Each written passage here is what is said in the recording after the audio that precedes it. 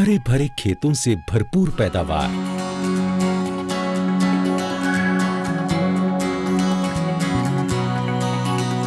अन्न के अंबार,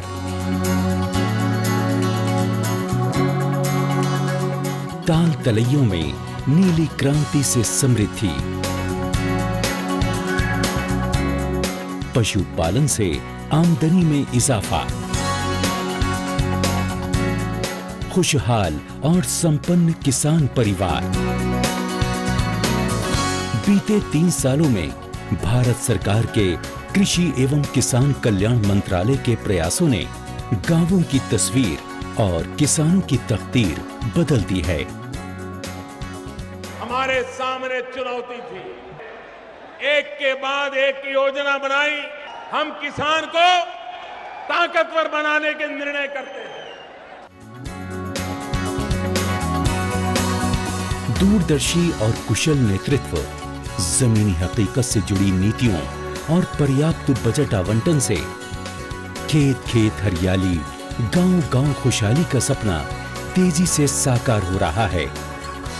एक अभूतपूर्व और ऐतिहासिक निर्णय लेते हुए प्रधानमंत्री ने सन 2022 तक किसानों की आमदनी दुगनी करने का लक्ष्य तय किया है। लहलहाते खेतों के लिए स्वस्थ धरा तो खेत हरा की बुनियादी जरूरत पूरी करने के लिए देशव्यापी सॉइल हेल्थ कार्ड योजना शुरू की गई। अब तक 7 करोड़ से ज्यादा कार्ड बांटे जा चुके हैं और अगले 3 महीनों में तय लक्ष्य पूरा किया जाएगा।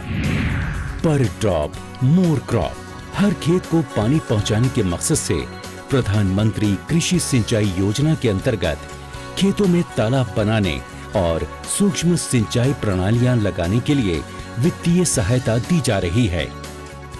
माइक्रो इरिगेशन पर ड्रॉप मोर क्रॉप का प्रधानमंत्री जी का नारा है। उसके तहत भी प्रधानमंत्री जी ने इस बार में 5,000 करोड़ का कर्पस फंड बनाया है। जैविक खेती से किसानों की आमदनी की अपार संभावनाओं को साकार करने के लिए परंपरागत कृषि विकास योजना लागू की गई। खेती की नई तकनीकों, प्रमाणीकरण, पैकिंग, भंडारण, परिवहन और बाजार तक की सुविधाएं प्रदान की जा रही हैं। जैविक खेती के तहत संचयी क्षेत्र 7.23 लाख हेक्टेयर से बढ़कर वर्ष 2014-2017 के दौरान 20 लाख हेक्टेयर हो गया है। और ये पवन अब सिक्किम तक सीमित नहीं है, जैविक पवन पूरे देश में फैलने वाला है। इन प्रयासों से सिक्किम को देश के पहले संपूर्ण जैविक राज्य बनने का गौरव हासिल हुआ है। उत्तर पूर्व में जैविक खेती के विकास के लिए एक विशेष राष्ट्रीय मिशन भी लागू किया जा रहा है। खरीफ, रबी और बागवानी तथा व्यावसायिक फसलों के लिए बेहद कम प्रीमियम और अनेक सुधारों के साथ प्रधानमंत्री फसल बीमा योजना लागू की गई। प्रधानमंत्री फसल बीमा योजना से किसानों को सुरक्षा कवच मिला है। इसके साथ ही कृषि ऋण की व्यापक और आसान व्यवस्था ने किसानों को साहूकारों के चंगुल से मुक्त कराकर उन्हें आर्थिक मजबूती प्रदान की है। मंत्रालय ने दालों के उत्पादन में ठहराव को चुनौती मानते हुए राष्ट्रीय खाद्य सुरक्षा मिशन के कुल बजट का 60% दालों के नाम कर दिया। दलहन उत्पादन बढ़ाने के लिए नई तकनीकों, नई किस्मों और नई नीतियों के जरिए समग्र प्रयास किया गया। 2016-2017 के दौरान दलहनों का कुल उत्पादन 22.40 मिलियन टन अनुमानित है, जो अब तक का रिकॉर्ड उत्पादन होगा, जो पिछले वर्ष 2015-2016 से 37% अधिक है। अपने 3 वर्ष के अंदर कई योजना हमने चलाई। एक तो समर्थन मूल्य दालों का बढ़ा, फसल की बिक्री में बिचौलियों को समाप्त करने और एक पारदर्शी बाजार व्यवस्था विकसित करने के लिए इलेक्ट्रॉनिक राष्ट्रीय कृषि बाजार यानी ई-नाम विकसित किया गया। ई-नाम पोर्टल एक बहुत बड़ी सुविधा बनने वाला है और मैं मानता हूं किसान का जैसा स्वभाव है, एक बार उसको विश्वास पड़ गया तो वो उस भरोसे पर आगे बढ़ने चालू कर देगा। ये देश भर की प्रमुख कृषि मंडियों का एक नेटवर्क है जो किसानों और व्यापारियों को साझा डिजिटल मंच प्रदान करता है।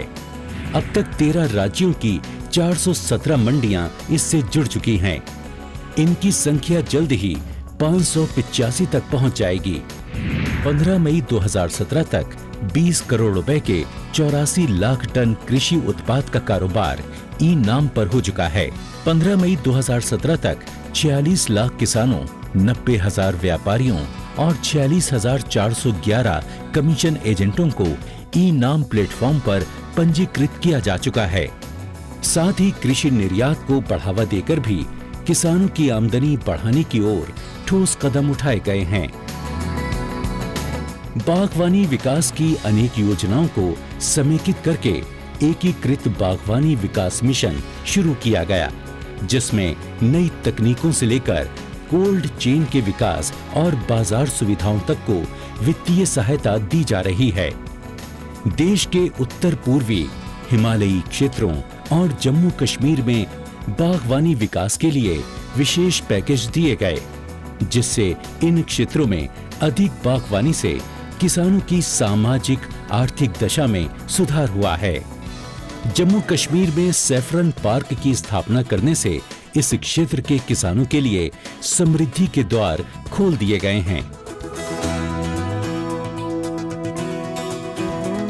शहद की व्यावसायिक संभावनाओं को देखते हुए मधुमक्खी पालन को बड़े पैमाने पर बढ़ावा दिया जा रहा है। पिछले 3 वर्ष में काफी उत्पादन बढ़ा है। पहले मुश्किल से साल में 2 करोड़ 3 करोड़ रुपया लगाते थे, अब 25 करोड़ 30 करोड़ रुपया अब हम मधुमक्खी पालन के विकास पर जोर देने के लिए कर रहे हैं और सभी राज्यों में एक विकास केंद्र उसका स्थापित कर रहे हैं। पिछले 3 वर्षों में डेयरी विकास के नए प्रयासों ने दूध उत्पादन की वृद्धि दर को रिकॉर्ड स्तर तक पहुंचा दिया है। गो पशुओं की देशी नस्लों के प्रजनन और संरक्षण को बढ़ावा देने के लिए राष्ट्रीय गोकुल मिशन की शुरुआत की गई, जिसके अंतर्गत देश के विभिन्न भागों में 14 गोकुल ग्राम स्थापित किए जा रहे हैं। साथ ही 2 राष्ट्रीय कामधेनु प्रजनन केंद्रों की स्थापना को भी मंजूरी दी गई है। एक नई योजना राष्ट्रीय बोवेन उत्पादकता मिशन के नाम से शुरू की गई है। दूध का उत्पादन 2011-2014 के दौरान 398.01 मिलियन टन हुआ था, जो कि 2014-2017 के दौरान बढ़कर 465.5 मिलियन टन हो गया है। 3 वर्षों के उत्पादन विकास की वृद्धि दर 16.9% रही है। मछली पालन की नई तकनीकों और वित्तीय सहायता से नीली क्रांति का सपना तेजी से साकार हो रहा है। डीप सी फिशिंग के लिए एक नई योजना शुरू की गई। वर्ष 2011-2014 के दौरान मछली का उत्पादन 272.88 लाख टन था, जो कि 2014-2017 के दौरान बढ़कर 324.74 लाख टन हो गया है। 3 वर्षों के उत्पादन विकास की वृद्धि दर 20.1% रही है।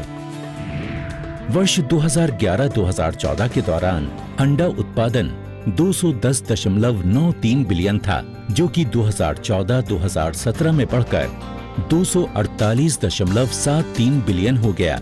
3 वर्षों के उत्पादन विकास की वृद्धि दर 17.92% रही है। अनुसंधान के नतीजों को किसानों तक तेजी से पहुंचाने के लिए लैब टू लैंड की मुहिम को प्रभावी और मजबूत बनाया गया। इस दौरान कृषि विज्ञान केंद्रों की संख्या बढ़कर 689 तक पहुंच गई और प्रत्येक जिले में 1 KVK के साथ बड़े जिलों में 2 केंद्र खोलने की पहल की गई। साथ ही पंडित दीनदयाल उपाध्याय उन्नत कृषि शिक्षा योजना के अंतर्गत देश भर में किसानों को प्रशिक्षित करने के लिए 100 प्रशिक्षण केंद्र स्थापित किए गए हैं। प्रधानमंत्री के डिजिटल इंडिया के मिशन को कामयाब बनाने में कृषि एवं किसान कल्याण मंत्रालय अहम भागीदारी निभा रहा है। किसानों को उनके मोबाइल फोन पर अनमोल जानकारियों और उपयोगी सुविधाओं को उपलब्ध कराने के लिए अनेक मोबाइल ऐप विकसित किए गए हैं, जो किसानों के बीच बेहद लोकप्रिय हैं। मोदी सरकार के 3 वर्ष के कार्यकाल में कृषि क्षेत्र में उन्नति एवं किसान कल्याण की योजनाओं के परिणाम दिखने लगे हैं। मोदी सरकार में किसान हित में मंत्रालय द्वारा खर्च बजटीय प्रावधान से ज्यादा किया जा रहा है। 2016-2017 में जहां बजटीय प्रावधान 45,035 करोड़ रुपए था, तो वहीं संशोधित बजटीय आवंटन में ये बढ़कर 57,503 करोड़ रुपए किया गया है। वर्ष 2016-2017 में खाद्यान्न उत्पादन के पिछले सारे रिकॉर्ड टूट गए हैं। इस वर्ष कृषि और उससे संबंधित क्षेत्रों की वृद्धि दर लगभग 4.4% रही है। 2016-2017 के दौरान तृतीय अग्रिम अनुमान के अनुसार देश में कुल खाद्यान्न का उत्पादन लगभग 273.38 मिलियन टन अनुमानित है, जो वर्ष 2015-2016 की तुलना में 8.67% अधिक है। यहाँ ये भी उल्लेखनीय है कि खाद्यान्न का ये उत्पादन पिछले 5 वर्षों के औसत उत्पादन से भी 6.37% अधिक है। ये एक झलक है पूरी तस्वीर बदलने के लिए। चाहिए आपका साथ, ताकि पूरा हो सके हमारे प्रधानमंत्री जी का संकल्प, सबका साथ, सबका विकास।